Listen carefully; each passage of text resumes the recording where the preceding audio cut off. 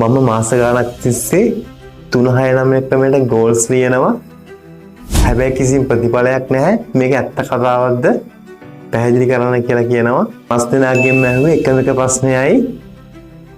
එතකොට තමයි තේරුනේ ලංකාවේ 99%ක්ම මෙන්න මේ 369 ක්‍රමය කරන්නේ සම්පූර්ණ වැරදි විදිහකට.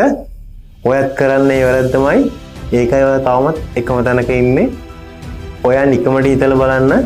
උදේට 3 පාරයි, දවල්ට 6 පාරයි, රාත්‍රීට 9 පාරයි. ඔයා මෙහෙම නිකන් කොලේක වගේ ප්ලෑන් එක වගේ ගෝල් එක ලිව්වා කියලා කවදාවත් ඔයාගේ ගෝල් එකට ඔයාට යන්න පුළුවන්ද?